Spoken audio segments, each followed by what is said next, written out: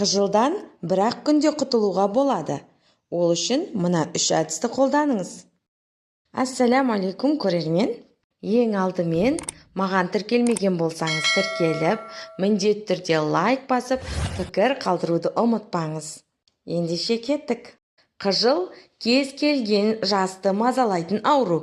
Әсіресе тамақтан соң өңешпен жұтқыншақтың айналасы күйдіріп жатқандай сезіледі.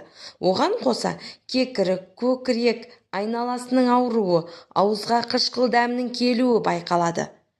Десе де, қыжыл дені сау адамда кездеспейді. Оның пайда болуына мына жағдайлар себеп болады. Артық тамақтану, түнде тамақ жеу, спиртті ішімдік, тым ыстық шай мен кофе, шоколад, цитрусты жемістер, майлы және жалғыз қосылған тағамдар тұтыну.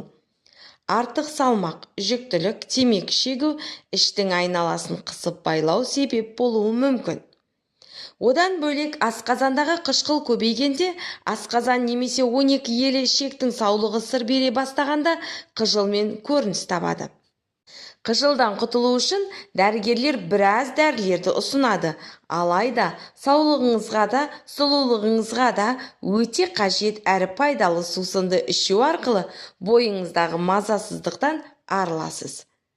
Шырынмен емделу. 2 дана картопты тазалап жуып, қабығын ашисыз, сосын шырынсыққыштан өткізіңіз.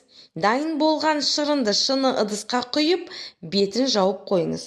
Шамамен 2-3 минуттан соң крахмалы төменге түскен кезде шырынды ішесіз.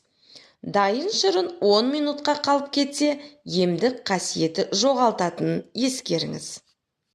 Қыжылдан құтылу үшін картоп шырынын таңертең аш қарынға ішесіз. Сосын таңғы асты 1 сағаттан кейін жеуге болады. Емделу мерзімі 10 күн. Ескеріңіз, картоп шырынын диабетпен ауыратындарға ішуге болмайды. Шөптермен емделу. 1 стақан қайнаған суға 2-3 ас қасық кептірілген түймедақты саласыз. Ыдыстың бетін жауып 20-25 минуттай тұндырып қоясыз. Тұнба салқындаған кезде сүзіп алып, аз-аз жұтымнан ішесіз. 1 стақан қайнаған суды термосқа құясыз. Үстінен 2 ас қасық үгітілген андыз тамырын салып, қақпағын мықтап жабыңыз. Шамамен 20-25 минуттан соң дайын болған тұнбаны сүзіп алып ішесіз. Тұнба бір ішкеннен-ақ оң әсерін береді. Алайда бүйрегі ауыратындарға бұл тұнбаны ішуге кеңес берілмейді. 20 грамм көкгүл тамырын 1 стақан қайнаған суға саласыз. Жарты сағаттан соң тұнбаны сүзіп алып, 1 шай қасықтан ішесіз. Емді тамақтанудан жарты сағат бұрын қабылдау керек. 1 шай қасық үгітілген жалбызды 1 стақан қайнаған суға салып тұндырып қойыңыз. Дайын болған тұнбаны сүзіп алып, жылы күйінде аз-аз жұтымнан ішесіз. 1 ас қасық толғақ шөпті 1 стақан қайнаған суға салыңыз. Стақанды ыстық суға салып 20 минуттай булау жасау керек.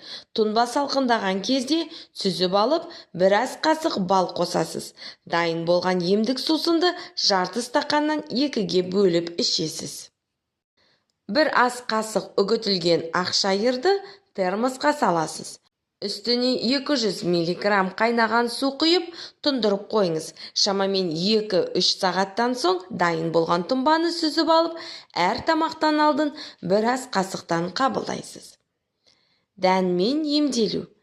Аскөк пен әніс дәнін бірдей көлемде алып, 1 стақан қайнаған суға саласыз. Тұнба салқындаған кезде сүзіп алып, аз жұтымнан ішесіз. 1 ас қасық зығыр дәнін 1 стақан қайнаған суға салып, тұндырып қойыңыз.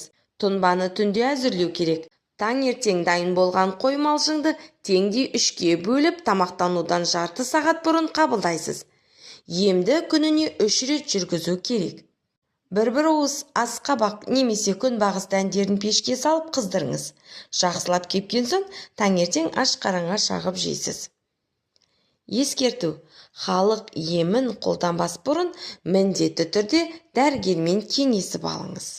Денсаулықтарыңыз мықты болсын.